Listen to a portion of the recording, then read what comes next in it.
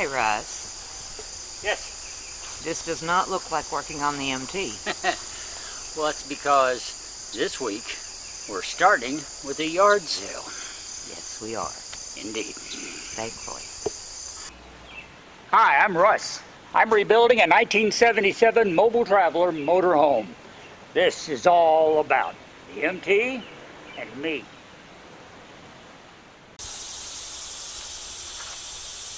You look comfy. Well, you know, I knew this shade was going to come in handy whenever we made it. Of course, we built it for working on the MT, but you know what? It works in the early morning hours of a yard sale as well, to block that morning sun coming in. You said it's just before 9 o'clock, is It's that just a little before 9 o'clock. For much of the day, where we're sitting is actually pretty much in the shade until mid to late afternoon and early morning. So this afternoon we'll move it over there and be in the shade again. We have a plan. So yeah. Now if we can just get some people to come by and buy some stuff, the day will be great. Well, we've had a few come by. We have had a few. So. And we had several come by yesterday.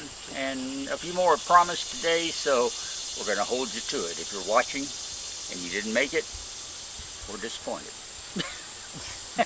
But holler at me, because I probably still have your stuff. That's right, we probably still got it, so get in touch.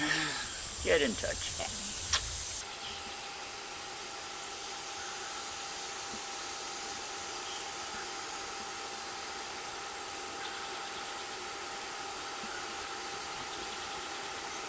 It's a rare sighting of the ever-elusive 3.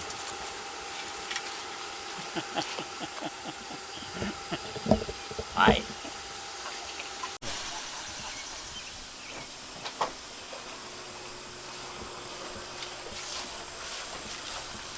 Russ, you're Yeah. supposed to be helping with the yard sale. You ran off over here with Johnny. What happened? Well, Johnny and his lovely wife showed up and bought a few things from us at the yard sale. And Johnny asked me, he says, "Can I see your motorhome?" Sure. Well, it turns out Johnny's a mechanic. So I said, well, doubly sure, yeah, because I'm not a mechanic, and I'll show you what I've been doing. So I brought him up to speed on this. He looked at the motor. He asked me a bunch of very intelligent questions. Which I did not get on camera. But it's the stuff that I had done. Have you done this? Yes, yes, yes. So I've been following good procedure on the engine. And then he got to reading on this label right here that we cleaned up on the valve cover, but Let me get a close-up of the... But I never did really read it. Oh, it's upside down. It is upside down from that perspective. But it gives instructions on the specifications for using propane fuel in this engine. This is a propane engine? And he said this manifold looks to him to be one that's designed for propane. Because one thing he pointed out said there's not a gas carburetor made that's going to fit these posts on this manifold because it's built for a propane feed system. So you're about to go message Glenn, aren't you? yeah, I think I'm going to talk with Glenn about that and see, because the next step, if that is the case, to use our carburetor, which will be just fine, will be to replace the manifold on the engine to put a regular fuel gasoline manifold installed on the engine and go from there. But it has opened a whole new chapter in the MT. the MT and her motor mysteries that we are trying to solve and get this motor running. But he said he's afraid that even if he's put the carburetor on here and set it up, with this manifold you're not going to get any kind of fuel distribution, so that the engine's not going to run, you know, because it's made for propane, for liquid propane. Now the interesting thing beyond all that is that we know Pearl has a regular gas tank. She's got a fuel line, a fuel system. She has an electric fuel pump. We established that about a month ago. So that's interesting too. And she does not have evidence of having a large propane fuel tank. All we had were the propane tanks built in on the side here, and that's part of the camper system. That's for doing the water heater and the stove and the heater system. So there's still a lot of unanswered questions, but wow, just wow. So thank you, Johnny, who did not want to get on camera. So, yes, he got very upset about it. We respect that very much. So, but he is going to be getting back in touch as well and kind of keeping up now with Pearl, and we'll certainly welcome his expertise along the way. Yeah.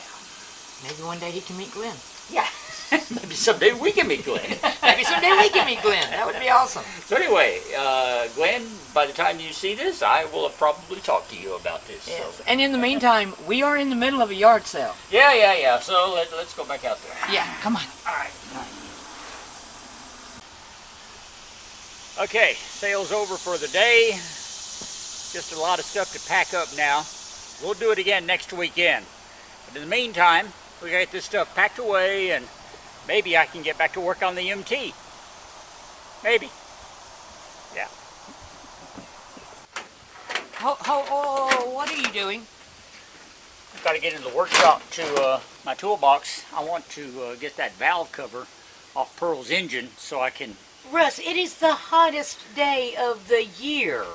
We have a heat index that is like almost 120 degrees today.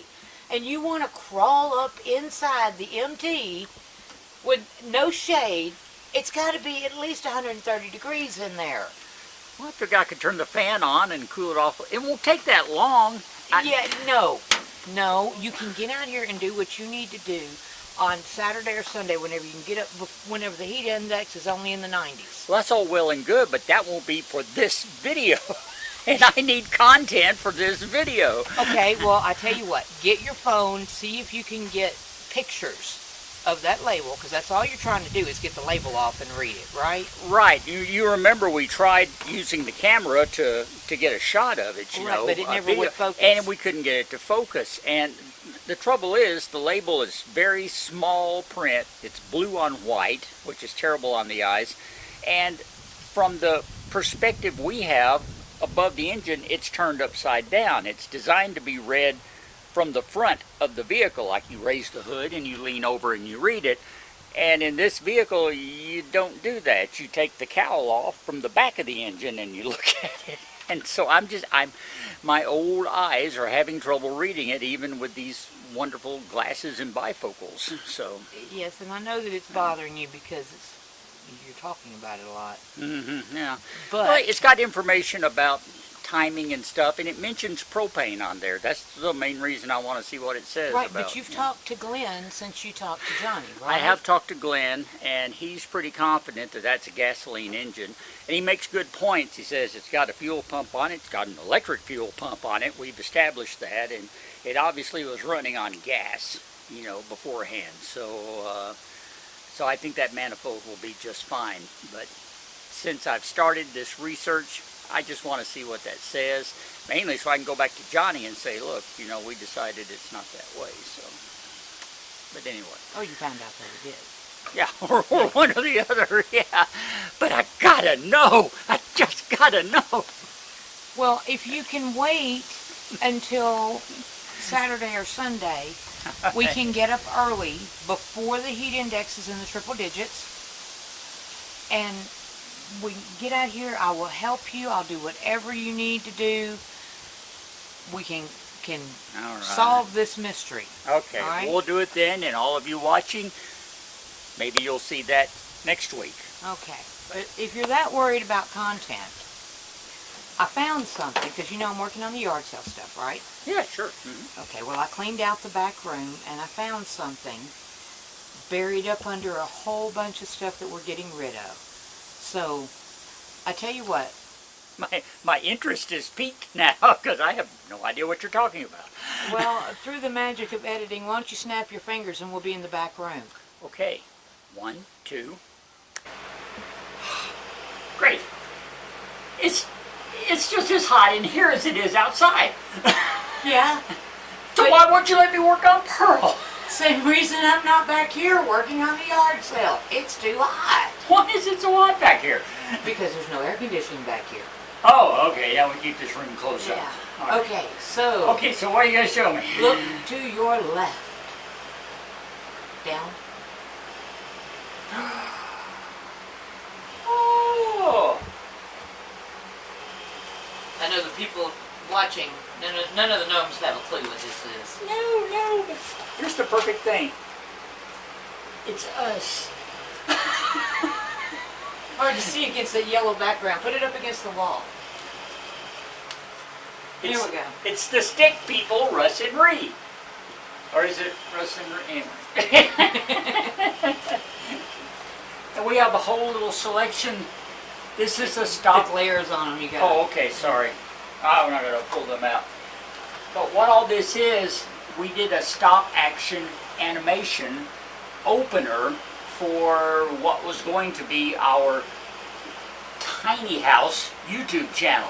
Right, so that like the first four, we did 3 or 4 videos, or I know, yeah, I know it's the Tiny first. House Journal? I know it's the first 2, and it's probably the first 4, I guess, with that label. The first 2 were actually us working on it, and we went out to my studios to an empty room and set up a stop-action filming setup that we more or less built ourselves, and frame by frame built this opener. Do we still have that opener?